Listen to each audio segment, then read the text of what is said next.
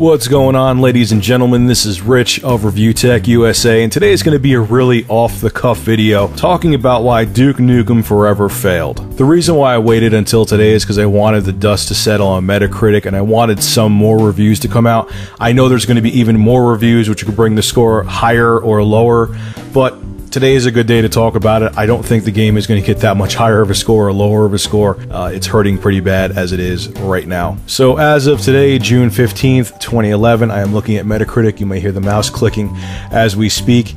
The PC version of Duke Nukem Forever has a 56, and the the Xbox 360 version is at an average Metacritic score of 48.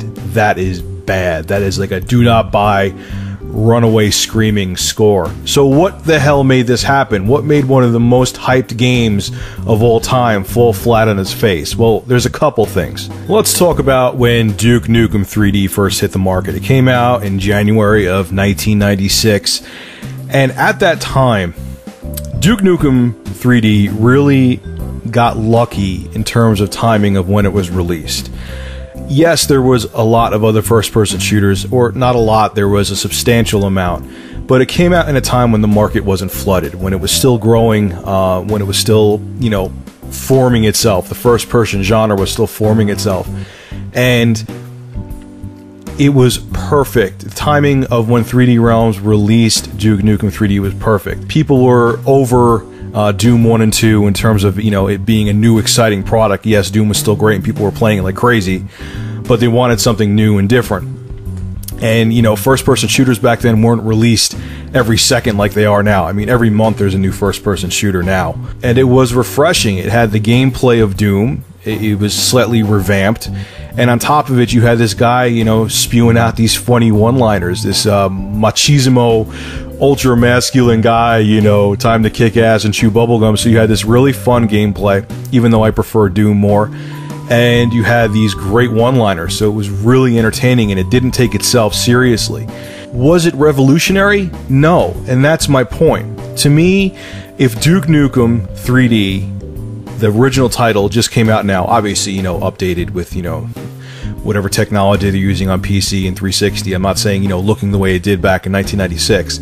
Say the original Duke Nukem launched now, and it just had straight up mediocre gameplay, and it was just an average first-person shooter. It wouldn't be big. It wouldn't be legendary. You know, the market's too flooded, and there's with games like Battlefield 3 coming out, and how many amazing first-person shooters in the market, the Duke Nukem series would have to come with a lot more than just, you know, average gameplay and really funny one-liners. So really, what made Duke Nukem take off was it came out at a time when there wasn't that much competition, and a character like Duke Nukem with his brash one-liners and his whole ultra-macho, you know, persona in a video game was brand new. No one ever saw anything like that before. So combine those two elements together with the time the game came out, it really was the perfect timing for 3D Realms to release it, and that's what made Duke Nukem 3D so successful.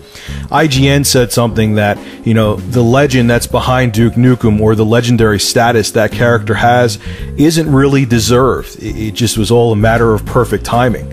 And honestly, I have to agree with IGN. I really think that, you know, the Duke Nukem character and the game and the series just got very lucky. And if that game came out any other time, it wouldn't have flopped, but it wouldn't have, you know, achieved the status that it has. The other big thing is how long it took for the sequel to come out. It's been 14 years.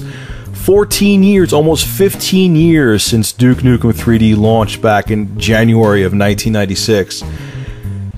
What the hell happened? What were they doing the whole time? I know it's had multiple engines. You know, they were going to release it like years ago, back in like 2000, I believe. I'm not looking at dates right now, but it's had multiple release dates. It's gone through multiple engines, multiple revamps. I know it's using the Unreal Engine now.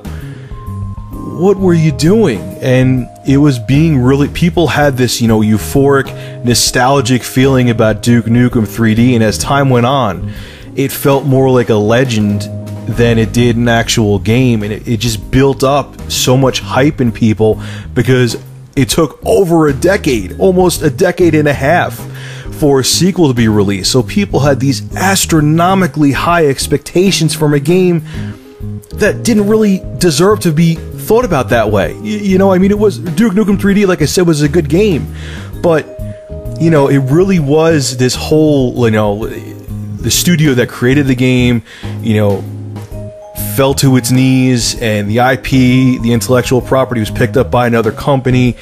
It really, like, the story of the game and the development behind it is more legendary than the game itself. And I really think that this whole mystery and drama and hype built up Duke Nukem Forever to something that I don't think any game could live up to.